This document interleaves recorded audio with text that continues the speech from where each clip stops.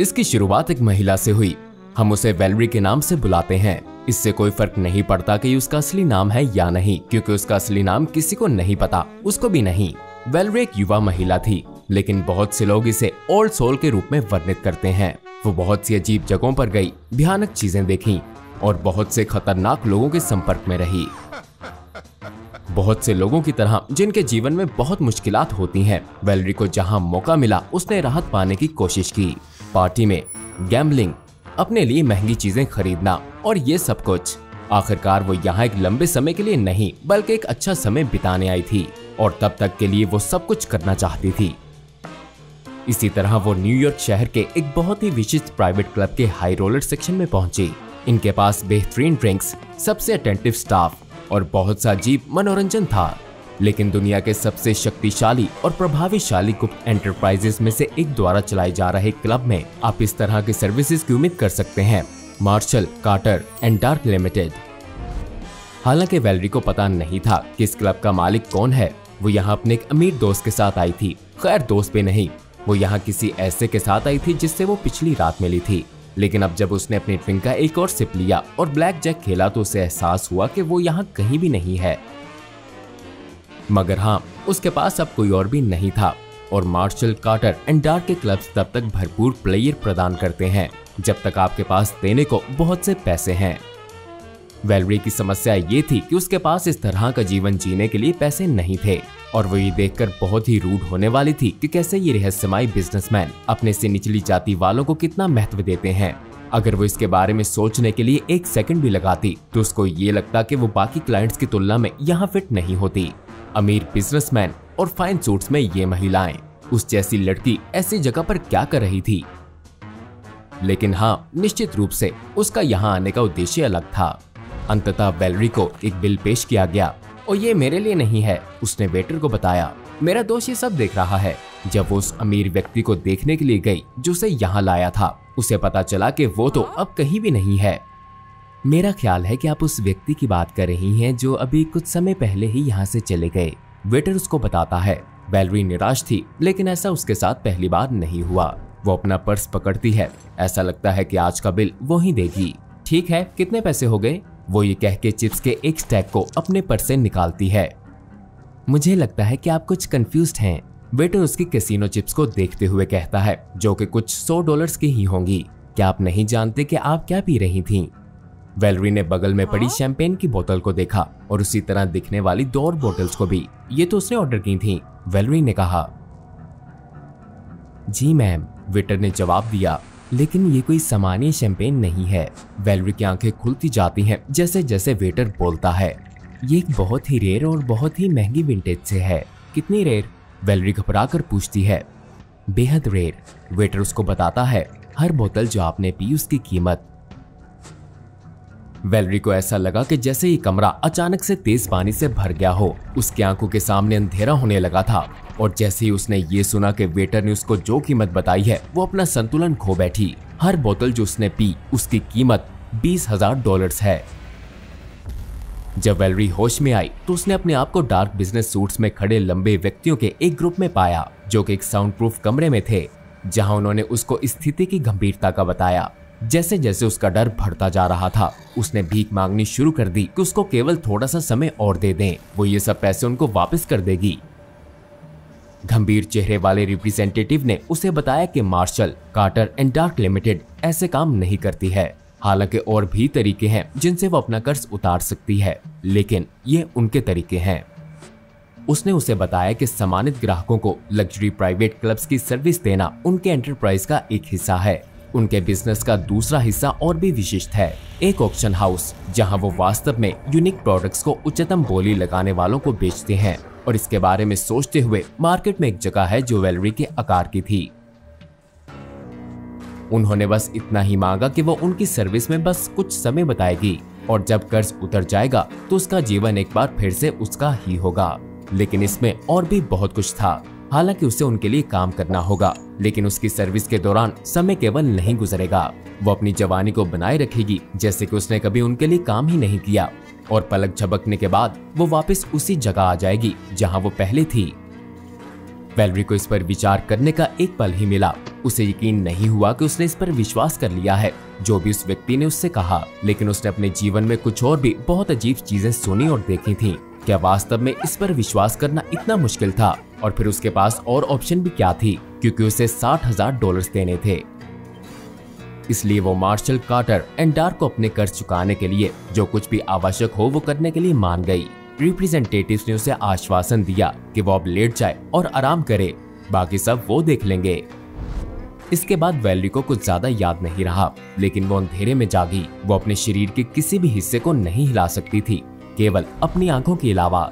अगली बार जब उसने रोशनी देखी तो वो एक स्टेज पर थी, ऑक्शन पैडल्स चलाने वाले लोगों को देखते हुए। जब फिर होस्ट ने कुछ ऐसा प्रदर्शन किया जिस पर बहुत सी बोलियां लगीं, लेकिन वो नहीं देख पा रही थी कि वो प्रोडक्ट क्या थी। कुछ शब्द जो उसने कहे वो थे, पूरी तरह से स्पष्ट और सकारात्मक, छुए तो गरम, कोई निशान भी नहीं, कभी बात नहीं करती और हमेशा आपकी आंखों में देखेगी। आखिरकार कोई जीत गया और उसे फिर अंधेरे में ले जाया गया। कई साल बीत गए, अजनबियों द्वारा अंधेरे से बाहर और फिर से अंधेरे में जाते हुए। अलग अलग कपड़े पहनने पड़े, अलग अलग नामों से जाना जाता रहा। अनुमति मिलने पर ही वो चल पाती थी। धीरे धीरे वो उसे भूल गई जो वो पहले हुआ करती थी। हर दिन बीतता गया और ये सब एक अंधेरे सा हो गया जिसमें बहुत तेजी से समय बीतता रहा। साल दशकों में बदलते रहे। उसने कभी कोई शब्द नहीं बोला। उसको ये भी याद नहीं कि बोलते कैसे हैं। लेकिन फिर एक दिन अंधेरे से बाहर ब्लैक टैक्टिकल गियर में उसे अजनबियों की एक जोड़ी दिखाई दी, जिनके चेहरों पर अफसोस और दया के बीच के कुछ एक्सप्रेशंस थे। और उसके बाद से उसे एक नया नाम मिल गया। अब वो SCP-446 थी। SCP-446 की फाइल्स उतनी ही रहस्यमयी हैं जितनी ही वो विचलित करने वाली हैं, और हम केवल एग्जैक्ट प्रोसेस के बारे में अनुमान ही लगा सकते हैं जिसके कारण SCP-446 का निर्माण हुआ, क्योंकि Marshall Carter and Dark limited के सेल्समैन अपनी ऑर्गेनाइजेशन से बाहर किसी के साथ भी अपने सीक्रेट शेयर करने के लिए उत्सुक प्रतीत नहीं होते हैं। लेकिन SCP फाउंडेशन रिसर्चर्स ने अपनी ठोस एम्पिरिकल ऑब्जर्वेशन से जो पाया है वो ये है कि SCP-446 एक ह्यूमनॉइड मैनिक्विन है जिसकी ऊंचाई 1.75 मीटर्स और जिसका वजन 52.16 किलो है। ये एक पेल स्किन कोकोजिन महिला है, या शायद थी, जो कि अपनी 20s में प्रतीत होती है। इसके भूरे बाल हैं जो सबसे लंबे पॉइंट पर 17.78 सेंटीमीटर मापे गए। शानदार चमकीली नीली आंखें और Marshall Carter and Dark limited का विशिष्ट लोगो जो कि इसकी कमर के नीचे टैटूड है। कई मायनों में इसके पास एक जीवित इंसान के सभी लक्षण हैं। ये सुपरफिशियली शारीरिक रूप से ठीक है। इसकी वास्तविक त्वचा, आई कलरेशन और क्लैरिटी भी है, और रिसर्चर्स ने यह भी दावा किया है कि इसमें जो गर्मी है वो असली इंसान जैसी है। हालांकि जीवित प्रतीत होने के बावजूद SCP-446 वर्बल कम्युनिकेशन का जवाब नहीं देती है। इसमें कोई पल्स या हार्टबीट नहीं है और ना ही ये सांस लेती प्रतीत होती है। कि SCP-446 को वास्तव में जीवित माना जा सकता है, यह अभी भी फाउंडेशन रिसर्चर्स के बीच एक खुला प्रश्न है। SCP-446 को उसी मेटल बॉक्स में रखा जाता है जिसमें वो मिली थी, जो कि वो लोग जो अपनी कस्टम एसेसरीज के लिए क्लोथिंग मेजरमेंट्स की इच्छा रखते हैं उनको ये बेचा जाता है। जब फाउंडेशन फील्ड एजेंट्स को ये पहली बार मिली थी तो उन्होंने इसे बिठाने की कोशिश की। हालांकि इसने उनके छूने का जवाब दिया और खुद से ही बैठ गई, और इसे वापस लिटाने के लिए उनको बस इतना ही करना पड़ा कि उन्होंने इसके कंधे पर सामने से हल्का सा धक्का दिया। आगे की स्टडी से ये पता चला कि सिलेक्टिव टच SCP-446 में विभिन्न प्रकार के आंदोलन को प्रेरित कर सकते हैं। इसे अपने आप खड़े होने के लिए प्रेरित किया जा सकता है, और सर के शीर्ष पर हल्के से दबाव से इसे बैठने या अपने आप लेटने के लिए भी प्रेरित किया जा सकता है। आपने SCP-446 की आंखों की भी कुछ अनकैनी गुणवत्ता पर भी ध्यान दिया होगा, लेकिन चिंतित होने की बात नहीं है क्योंकि ये सामान्य ही है। इसकी आंखें इसके आसपास सबसे नजदीकी व्यक्ति का अनुसरण करती हैं, और यदि संभव हो तो ये आंखों से संपर्क करने की कोशिश करती है। शुरू में शायद थोड़ा अजीब लगे, लेकिन फिर सबको ही इसकी आदत हो जाती है। इसके अंगों को भी जरूरत अनुसार किसी पोज में बदला जा सकता है, यहाँ तक कि संतुलन बनाए रखने वाली स्थिति में भी, जैसे कि एक पैर पर खड़ा होना। हालांकि अगर इसे धक्का दिया जाए तो ये तुरंत संतुलन खोकर गिर जाएगी। ऐसा लगता है कि इसके एक्शंस इसको टच करने वाले के इरादों से परिभाषित होते हैं, ना कि टच करने से। अनिवार्य रूप से SCP-446 के बारे में जानने के लिए यदि तरीका कोई भी हो, एक इन डेप्थ मेडिकल एग्जामिनेशन की अनुमति मिल गई। 446 की ह्यूमैनॉइड नेचर को देखते हुए एग्जामिनेशन आयोजित करने वाली डॉक्टर ने नॉन अनोमलस मानव लाशों के लिए दिए गए ऑटोप्सी के समान तरीके से आगे बढ़ने का फैसला किया। डॉक्टर इस तथ्य से परेशान हो रही थी कि 446 की आंखें उसी की ओर देखती जा रही हैं। हालांकि जब वो ऑटोप्सी के लिए अपने उपकरण देख रही थी तब भी डॉक्टर ने सब्जेक्ट की लगभग अजीब साफ त्वचा पर भी रिमार्क्स दिए। उसकी त्वचा पर कोई भी निशान या धब्बा नहीं था, जैसे कि वो एक डॉल हो। ना ही कोई रिगर या लाइवर मोर्टिस और ना ही किसी तरह के शारीरिक नुकसान या किसी चोट के निशान थे। मुंह की जांच से पता चला कि गले के शीर्ष पर एक रुकावट थी, क्योंकि इसके मुंह के पीछे एक मेटल प्लेट लगी हुई थी जिसे सभी तरफ से मांस से जोड़ा गया था। छूने पर प्लेट थोड़ी हिलती थी, लेकिन इसे हटाया नहीं जा सकता था। इसी तरह की समान प्लेटें उसके कान, नाक और अन्य शारीरिक छेदों में लगाई गई थीं, जैसे कि ये सुनिश्चित करने के लिए कि कुछ भी 446 के शरीर के अंदर या बाहर ना जा सके। इसके बाद डॉक्टर ने एक्सरे से शुरुआत करते हुए SCP-446 की इंटरनल एग्जामिनेशन शुरू की, जिससे पता चला कि 446 के शरीर के अंदर कई इरेगुलर शेप्ड मैसेज थे, जिसने हार्ट, ब्रेन, किडनीज और लिवर को कवर किया हुआ था। डाइसेक्शन ने इन मैसेज ऑफ बॉक्सेस को विभिन्न शेप्स और साइजेस के रूप में प्रकट किया, जो एक ही मेटल से निर्मित होते हैं, जिसमें ऑब्स्ट्रक्टिव प्लेट्स होती हैं। ये बॉक्सेस तारों और ट्यूब्स के एक सीरीज के माध्यम से संबंधित अंगों से जुड़े होते हैं। डॉक्टर ने नोट किया कि ना तो इसकी स्कैल्पल और ना ही इसकी तार से बॉक्सेस का कोई सार्थक नुकसान हो सकता है, और ये संभव है कि बॉक्सेस न केवल शरीर को संरक्षित रखते हैं बल्कि इसके सीमित आंदोलन की भी अनुमति देते हैं। डाइसेक्शन प्रोसेस के दौरान शारीरिक और मनोवैज्ञानिक दोनों तरह की कुछ बाधाओं ने खुद को प्रस्तुत किया। SCP-446 ने एक एक्स्ट्राऑर्डिनरी हीलिंग फैक्टर का प्रदर्शन किया। एक वाई इंसिजन में उसकी छाती को पूरी तरह से खोल दिया गया था और इसने कुछ ही मिनट बाद अपनी पूरी त्वचा को पूरी तरह से हील कर लिया, जिस कारण इंटरनल ऑब्जर्वेशन मुश्किल हो गई। और डॉक्टर ने इस डर से कि कोई इरिपेरेबल डैमेज ना हो जाए, आगे की एक्सटेंसिव म्यूटिलेशंस को परफॉर्म करने से इनकार कर दिया, और इसीलिए प्रोग्रेस रुक गई, जिससे शायद ओवरऑल कुछ समझ में आ सकता था। हालांकि ये सबसे अजीब चीज नहीं थी जो डाइसेक्शन के समय हुई। डॉक्टर ने नोट किया कि जब वो उसके शरीर को काट रही थी तो वो हर समय उसे ही देख रही थी, जिस कारण वो बेहद अनकंफर्टेबल हो रही थी। और उसके सीने में वाई इंसिजन के कई मिनट के हीलिंग प्रोसेस के दौरान SCP-446 का मुंह हिल रहा था, जैसे कि वो बिना शब्दों के बोल रही हो। डॉक्टर ने एक नोट छोड़ा कि ये 446 में सेपियंस एक स्तर की क्षमता का सुझाव दे सकता है, हालांकि इससे कुछ भी साबित नहीं हो पाया था।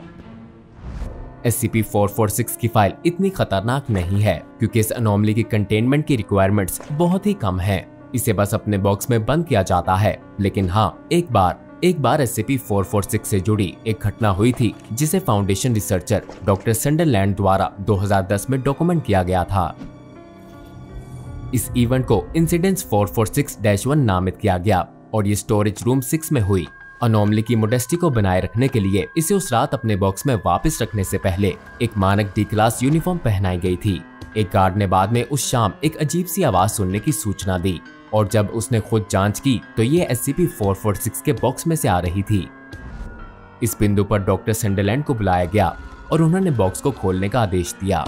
ये पता चला कि SCP-446 बार-बार बॉक्स के अंदर बैठने की कोशिश कर रही थी, जिस कारण उसका सर बॉक्स के ढक्कन के साथ लग रहा था और ये आवाज आ रही थी। जब बॉक्स पूरा खोला गया तो SCP-446 पहली बार बिना छुए, जब से वो कंटेनमेंट में आई थी, खुद ही खड़ी हो गई और उसने एक अजीब सा पोज बना लिया, जिसमें उसका सर नीचे और हाथ उसके सर के ऊपर एक दूसरे से जुड़े हुए थे, जैसे कि वो कोई प्रार्थना कर रही हो या फिर भीख मांग रही हो। उसके चेहरे के भाव भी पहली बार बदले और बहुत ज्यादा उदासी और भय को देखा जा सकता था। डॉक्टर संडरलैंड SCP-446 को उसकी स्टैंडिंग न्यूट्रल पोजीशन में लाने में सक्षम हो गए थे, लेकिन उसका चेहरा तब भी वैसे का वैसा ही था जब तक उसे फिर से लेटाने से पहले D क्लास यूनिफॉर्म को बदला नहीं गया। अभी भी इस बात की पुष्टि नहीं हो सकी कि वास्तव में ऐसा क्यों हुआ, लेकिन इसके उत्तर विचार करने के लिए भी बहुत भयानक हो सकते हैं।